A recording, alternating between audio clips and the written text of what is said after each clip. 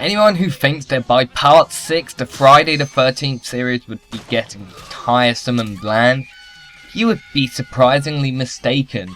Friday the 13th part 6 Jason Lives is a humble addition to the series. Sure, it has its flaws, but it's still a lot of fun, something that the second and fifth film pretty much completely lacks. The film carries on with the story of Tommy Jarvis, who is still receiving medical treatment. It starts off with Tommy and his new friend Hawes, who decide to go and dig up Jason's body and cremate him.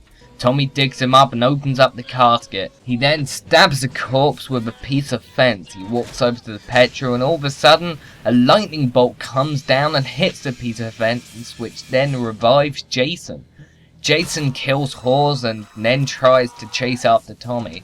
Then we see the opening titles, which is a parody of the James Bond opening, which is pretty funny.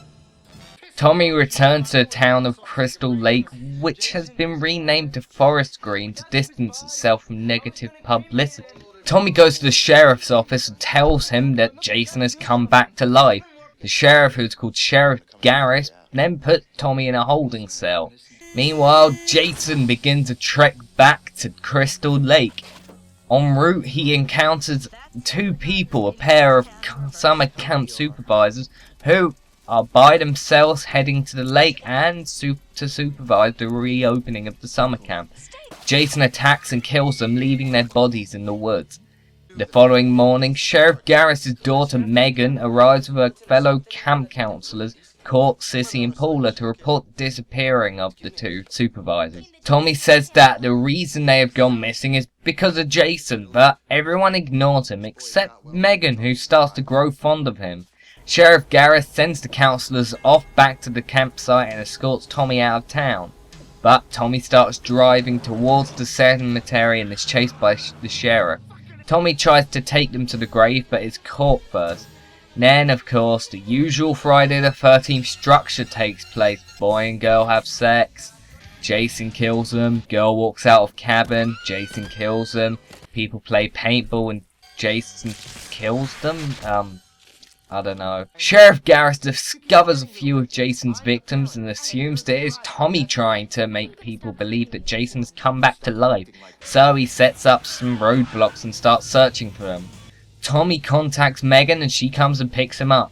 Tommy discovers that he can actually kill Jason by taking him back to the place he originally drowned and make him drown to death there.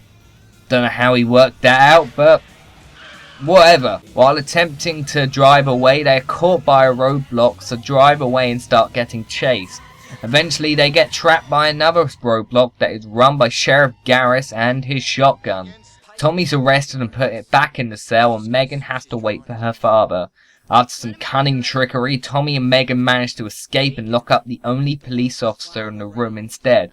They go back to the camp and try to kill Jason. Garris and his deputies briefly incapacitate Jason by shooting him with shotguns, but Jason ultimately recovers and kills them, including Sheriff Garris, by bending him in two.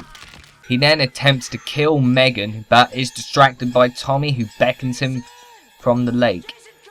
Seemingly remembering Tommy, Jason abandons Megan and wades out to the lake, where Tommy ambushes him with a chain attached to a large boulder. A fight ensues, during which Tommy and Jason are knocked into the water, and as Tommy attempts to swim to the surface, Jason pulls him underwater and apparently drowns him. But Megan swims out to save him and is likewise attacked by Jason, but finally incapacitates him by ramming a motorboat propeller into his neck and jaw, eventually breaking his neck. Finally, Megan pulls Tommy out the water, revives him using CPR, and everyone is happy. For what Jason Lives is, it's a lot of fun. Sure, the film has a lot of what the fuck moments. Sure, it somehow manages to go from night to day, back to night during like a couple of shots. And sure, Jason's revival makes no sense. But it's an enjoyable slasher with tons of cheese and lots of funny campy jokes. It's much better than the last one, and it definitely ranks up with some of the best of the series. And for that reason, I give it a B-.